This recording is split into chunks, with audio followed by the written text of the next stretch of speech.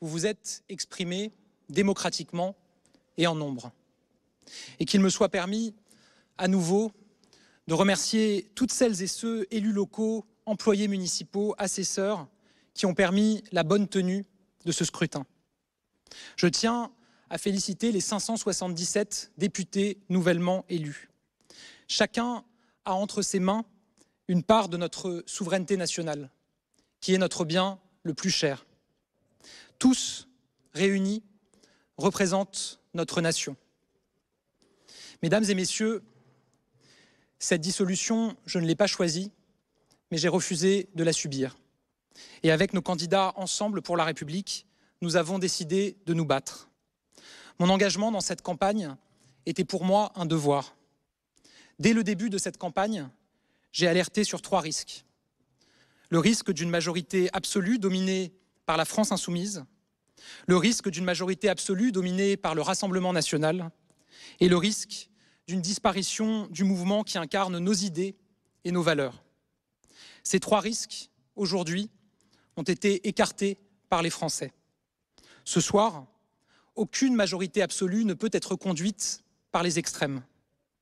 Nous le devons, je crois, à cet esprit français, si profondément attaché à la République et à ses valeurs.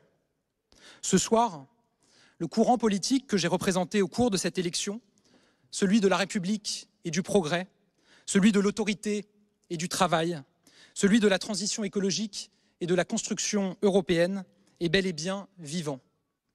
Grâce à notre détermination, grâce à la force de nos valeurs, nous avons tenu et nous sommes debout, avec 3 fois plus de députés que ce que donnaient certaines estimations au début de cette campagne. J'ai évidemment une pensée pour tous les candidats Ensemble pour la République, et notamment pour ceux qui ont malheureusement perdu cette élection. Je pense aussi à ceux qui se sont désistés dans l'entre-deux tours.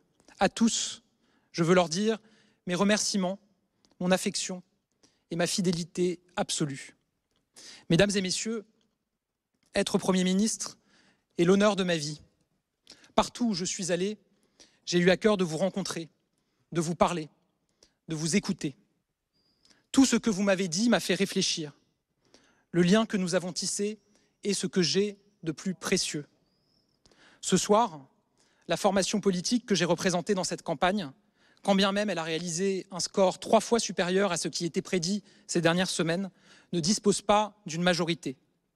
Ainsi, fidèle à la tradition républicaine et conformément à mes principes, je remettrai demain matin ma démission au président de la République. Je sais qu'à la lumière des résultats de ce soir, bon nombre de Français ressentent une forme d'incertitude sur l'avenir, puisqu'aucune majorité absolue ne se dégage. Notre pays connaît une situation politique sans précédent et se prépare à accueillir le monde dans quelques semaines. Aussi, j'assumerai bien évidemment mes fonctions aussi longtemps que le devoir l'exigera. Il ne peut en être autrement à la veille d'échéances si importantes pour notre pays. Sens du devoir et respect de la souveraineté du peuple, voilà l'image que je me fais des fonctions de Premier ministre. Mesdames et messieurs, ce soir, une nouvelle ère commence. Une nouvelle ère pour notre nation. À compter de demain, le centre de gravité du pouvoir sera, par la volonté des Français, désormais plus que jamais entre les mains du Parlement, entre les mains des représentants de la nation et donc entre les mains de nos concitoyens. Notre responsabilité est immense. Je ne me résous pas et ne me résoudrai jamais à ce que l'offre politique soit scindée en 3 blocs, dont chacun cherche la disparition des 2 autres.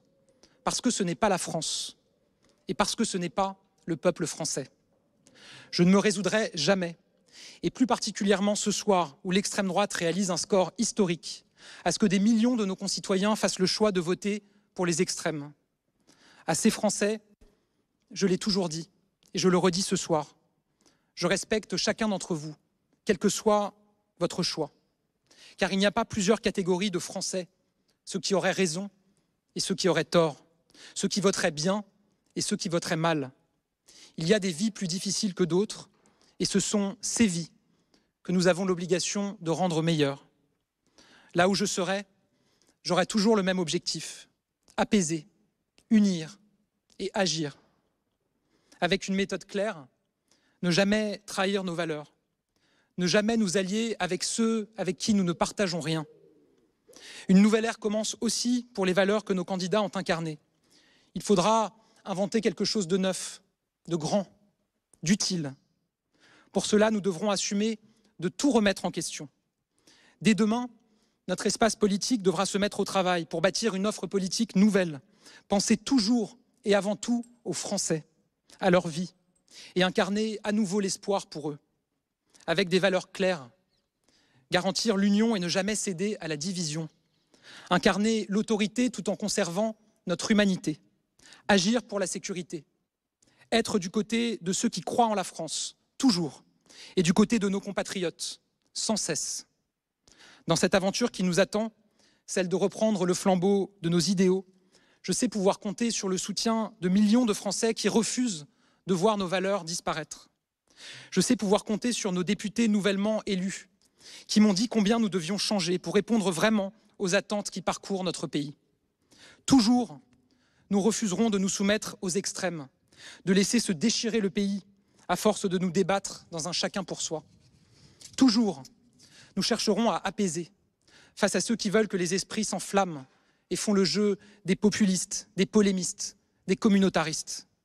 Toujours, nous chercherons à nous hisser à la hauteur de l'attente des Français. Toujours, nous resterons fidèles à nos valeurs. Mes chers compatriotes, montrons la grandeur et la force de notre pays. Montrons tout ce dont la France est capable. Montrons que nous sommes prêts à tout rebâtir, parce que nous sommes la France et que rien ne résiste au peuple français. Je vous remercie.